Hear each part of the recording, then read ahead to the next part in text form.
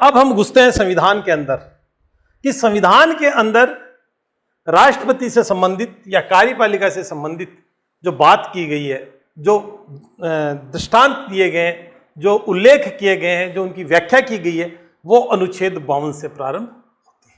और जब अनुच्छेद 52 की बात करते हैं तो मैं यहाँ इसको मिटा देता हूँ। और अनुच्छेद 52 की सबसे बड़ी खास बात शायद ही किसी ने बताई होगी कि यह भारतीय संविधान का सबसे छोटा अनुच्छेद है। कौन सा? अनुच्छेद 52। देखिए,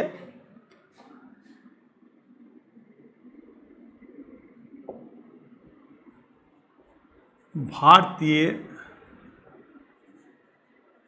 संविधान का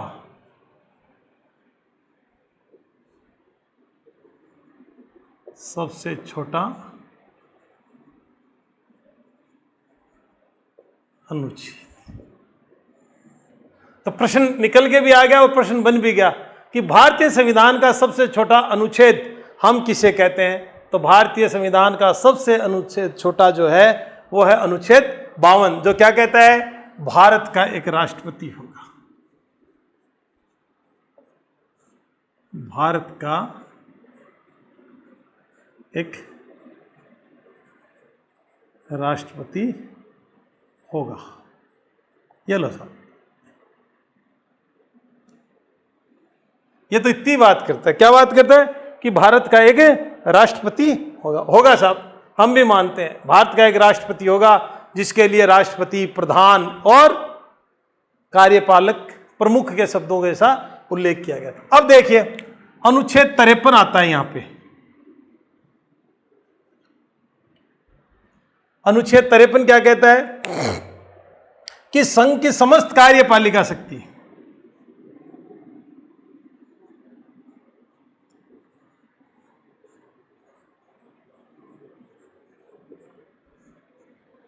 समस्त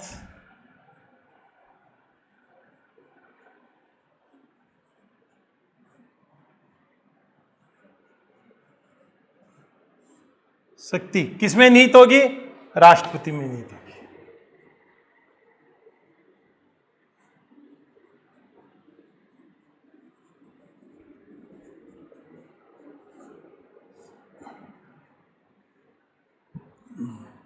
अब साहब, संघ की कार्यपालिका की शक्तियां तो बहुत बड़ी हैं, बहुत लंबी चौड़ी शक्तियां हैं। तो अकेला आदमी की अकेला चना क्या भाड़ फूंक सकता है? तब अनुच्छेद 53 क्या कहता है? संघ की समस्त शक्तियां किसमें निहित होंगी? राष्ट्रपति में निहित होंगी। संघ की समस्त शक्तियां राष्ट्रपति में निहित होंगी। तब वह इसका प्रयोग किसके द्वारा करेगा? वह इसका प्रयोग श्रम या अधीनस्थ, श्रम या अधीनस्थ अधिकारियों द्वारा।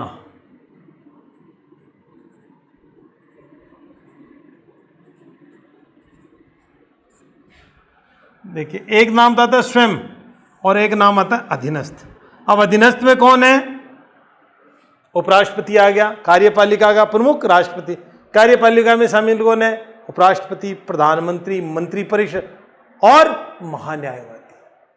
तो इनके माध्यम से भारत सरकार के जितने भी कार्य हैं उनका संपादन किया जाए। अब कार्यपालिका मुख्य कार्य क्या है? व्यवस्थापिका का कानून का निर्माण करना है। तो कार्यपालिका का मुख्य कारण कानूनों की व्याख्या करना है या उन्हें लागू करना है। कानूनों को लागू करना। लागू किसके द्वारा करेगा? मंत्रिपरिषद के द्वारा। मंत्रिपरिषद किसमें जाएगी? सचिवालय में। सचिव किसके? सचिवालय में कौन होंगे? मुख्य सचिव। मुख्य सचिव किनके निर्देश देंगे? अधीनस्थों को। और अधीनस्थ किससे लेके? टॉप टू बॉटम, निम्न स्तर तक अपने आदेशों को सर्कुलेट करेंगे, उन तक पहुंचाएंगे और उन आदेशों को लागू करने का काम कार्यपालिका का ही है। तो अधीनस्थों के द्वारा अपने कार्यों को पूरा करता है। देखिए, अनुच्छेद फिर आता है एक और आगे, 53(1). और 53(1) क्या कहता है? 53(1) प्रश्न एक निकल के आता है 53(1) में, इसकी भाषा और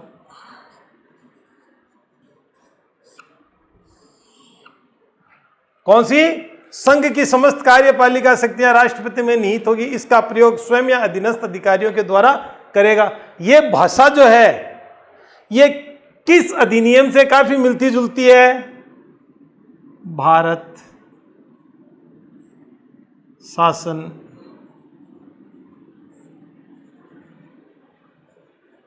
अधिनियम 1935। और मिलने का मतलब कि इसका प्रयोग, ये जो अधीनस्थ शब्द आते ही राष्ट्रपति की शक्तियों को सीमित करने की बात करता है कि अकेला कर सकता है अगर हो तो, लेकिन अकेला नहीं कर सकता, इसलिए उसको किसकी जरूरत है? अधीनस्थों की जरूरत। और जो ही अधीनस्थ घुस गए तो अधीनस्थों को घुसते ही इसका क्या है कि इस 53(1) है, क्या कहता है? इसके द्वारा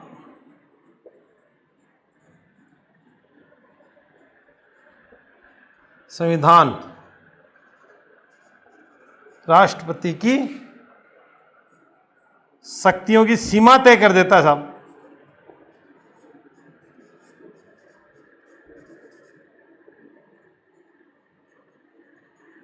देखिए, मैं आपको एक टॉपिक आने से पहले ही बता देता हूं कि संसद के दोनों सदनों द्वारा पारित कोई भी विधेयक राष्ट्रपति की मंजूरी के लिए पहुंचाया जाता है।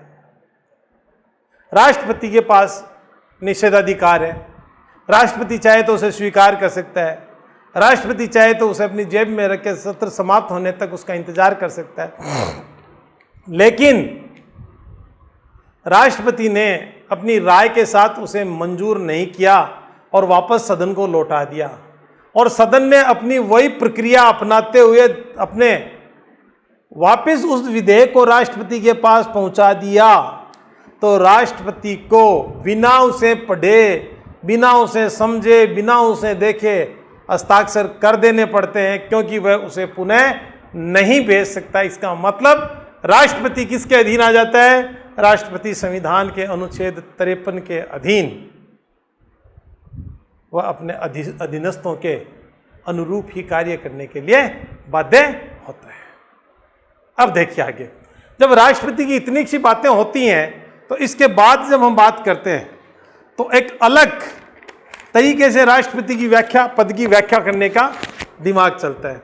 यदि राष्ट्रपति संविधान का उल्लंघन करता है तो 56 एवं 61 में उसे पद से हटाने की प्रक्रिया का भी उल्लेख किया गया है। अब साहब ये एक और बीमारी आ गई कि राष्ट्रपति अगर अपने पद का दुरुपयोग करता है, पद का दुरुपयोग करता है, तो अब 56 और 61 दो दिए हैं, 56 और 61। अनुच्छेद 56 में राष्ट्रपति के पद त्याग की बात आती है, और जब पद त्याग की बात आती है तो सिद्ध दोष कदाचार, सिद्ध दोष कदाचार, कदाचार का मतलब कि संविधान के द्वारा प्रदत्त जो उसकी व्याख्याएं हैं पद पे रहते हुए कार्य करने की, अगर उनके अनुसार, उनके अनुरूप, संविधान के अनुरूप उन्होंने कार्य नहीं किया तो राष्ट्रपति पर महाभियोग लगाने के लिए प्रस्ताव लाया जा सकता है। अनुच्छेद 56(2). अनुच्छेद 61 जिसकी हम बात कर रहे हैं, इसमें क्या है? इसमें प्रस्ताव, इसमें क्या है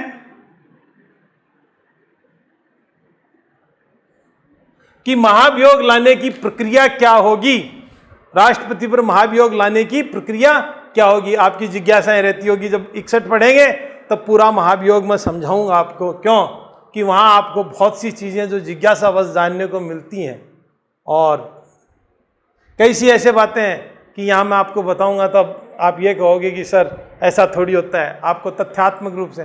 तो यहाँ संसद के किसी भी सदन में गुप्त रूप से 1/4 सदस्यों के हस्ताक्षरित प्रस्ताव लाया जाता है, उस सदन के सभापति के दिया जाता है, वो उसे पूर्व नोटिस के रखते हैं, फिर उस पर बहुमत होता है, मतदान होता है, कितना होता है, और जो ही मतदान एक सदन करके दूसरे में भेजता है तो जांच समिति के रूप में कार्य होता है, फिर उसका प्रस्ताव पारित हो जाता है। परिवार पारित होने के साथ ही राष्ट्रपति जी टाटा बाय बाय। भारत में आज तक किसी भी राष्ट्रपति पर ऐसा नहीं हुआ है कि महाभियोग लाने की जरूरत पड़ी हो। लेकिन अमेरिका में तो अध्यक्षात्मक शासन व्यवस्था है, जहाँ पे कार्यपालिका और व्यवस्थापिका अलग अलग हैं, वहाँ पर राष्ट्रपति का और संसद का कोई लेना देना नहीं होता है। हमारे यहाँ पूरा का पूरा लेना देना, क्यों कि वहाँ पर राष्ट्रपति का चुनाव एक इलेक्टरल कॉलेज होता है, जो ना पार्लियामेंट के सदस्य होते हैं, जबकि वो उन राज्यों से उतने ही सदस्य निर्वाचित होते हैं जितने वहाँ की कांग्रेस यानी पार्लियामेंट जो है अमेरिका की उसके सदस्य होते हैं, और 3 सदस्य डिस्ट्रिक्ट ऑफ कैलिफोर्निया के मनोनीत होते हैं। इस प्रकार से 538 सदस्यों का एक निर्वाचक मंडल होता है, वो उसके चुनाव करता है। खैर, हम इन बातों पे नहीं जाएंगे। तो यहाँ बंधन क्यों बांध दिया कि खुल के फ्री होके काम नहीं कर सकते, कहीं भी छोटी सी त्रुटि हुई 56 में प्रस्ताव लेके प्रक्रिया किसमें 61 में जो दी गई है उसके तहत उनको महाभियोग चलाकर पद से हटाया जा सकता है। इसी प्रकार देखिए एक अनुच्छेद और आता है, मैं आपका हो तो मिटा देता हूं, अनुच्छेद 74(1) कि अपने अनुच्छेद 74(1)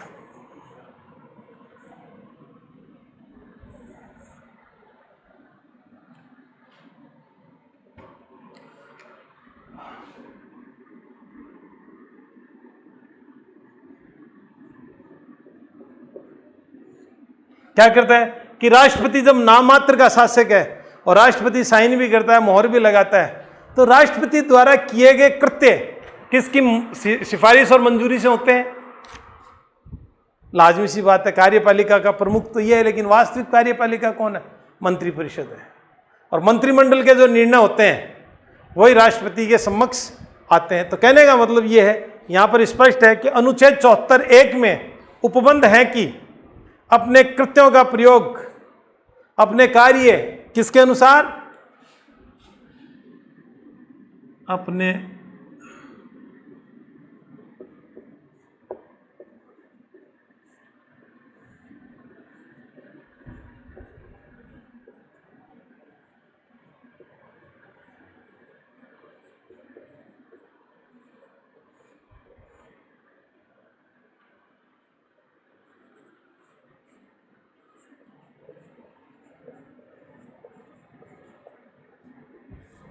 अपने कृत्यों का प्रयोग मंत्रिपरिषद की सलाह पर ही करेगा, अदरवाइज वह नहीं करेगा। इसलिए राष्ट्रपति कोई गलती करता ही नहीं है। क्यों नहीं करता?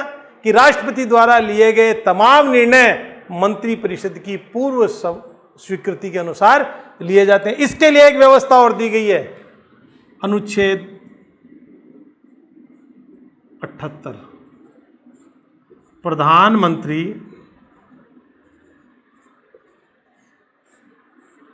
किससे मुलाकात करते हैं? प्रधानमंत्री राष्ट्रपति की क्या होती है? बैठक। कभी कभी, और क्यों होती है?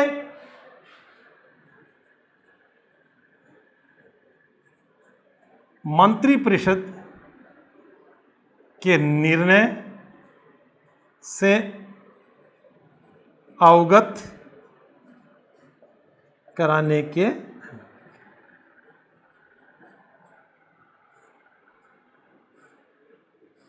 मंत्रिपरिषद के निर्णय से अवगत करा, अर्थात कहने का मतलब बहुत स्पष्ट है कि राष्ट्रपति और प्रधानमंत्री, तो प्रधानमंत्री राष्ट्रपति भवन जाते हैं, राष्ट्रपति के साथ एक औपचारिक बैठक करते हैं, और बैठक करने के दौरान अब वार्ता क्या होती है यह अलग बात है, लेकिन शास्त्र सम्मत यह बात है कि संविधान में उपबंध किए गए अनुच्छेद 78 में कि प्रधानमंत्री समय समय पर मंत्रिपरिषद के द्वारा लिए जाने वाले निर्णयों से राष्ट्रपति को अवगत कराएंगे, जिससे शिष्टाचार की भी भेंट हो जाती है, शिष्टाचार के नाते भेंट हो जाती है और कार्यपालिका को एक मजबूत स्थिति प्रदान करते हैं, क्योंकि वास्तविक कार्यपालिका और नाम मात्र की कार्यपालिका में किसी प्रकार का द्वेष नहीं है, किसी प्रकार का भेदोभेद नहीं है। इस प्रकार से ये बात यहाँ पर अनुच्छेद 78 में भी स्पष्ट की जा सकती है। तो 74(1) कृत्यों का प्रयोग राष्ट्रपति किसकी सिफारिश पर करते हैं? मंत्रिपरिषद की सिफारिश पे करते हैं। अब देखिए एक बात और आती है, अनुच्छेद 53(2) रक्षा सेना। राष्ट्रपति क्या है? तीनों सेनाओं का सर्वोच्च सेनापति।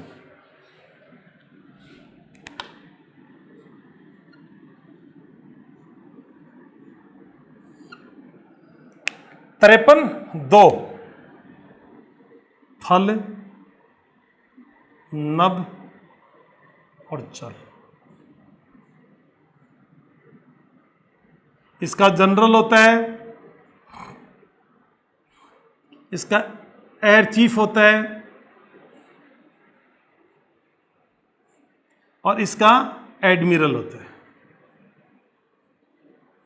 ये तीनों सेनाध्यक्षों की उपाधियां हैं, परंतु तीनों सेनाओं का एक सेनाध्यक्ष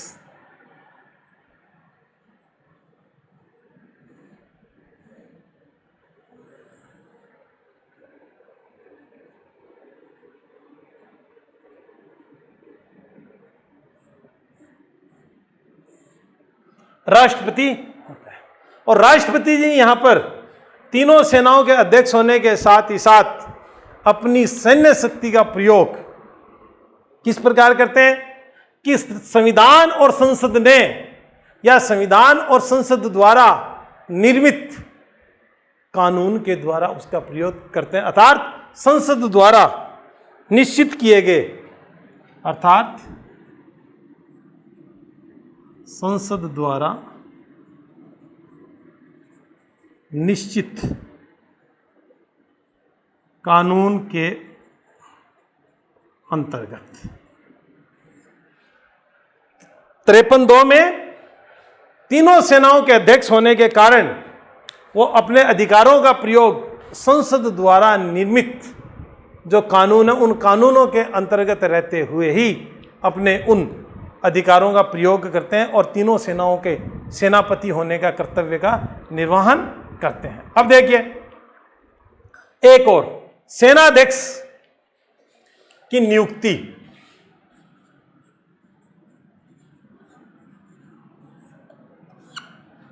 सेनाध्यक्ष की नियुक्ति तथा सैन्य रण कौशल का प्रयोग परिचय देने वाले विशिष्ट सेना नायकों को एक उपाधि है जिसका नाम है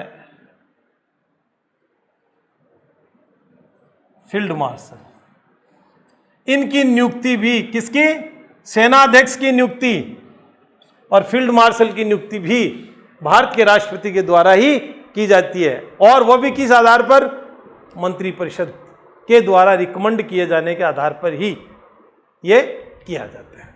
अब देखिए साहब आगे जो आता है आपका अनुच्छेद 54 और बहुत महत्वपूर्ण है, ये राष्ट्रपति के निर्वाचन की बात करता है कि कौन व्यक्ति राष्ट्रपति पद के लिए उम्मीदवार होगा तथा उसका निर्वाचन किस प्रकार से संपन्न किया जाएगा, इसकी बात हम करेंगे अनुच्छेद 54 में।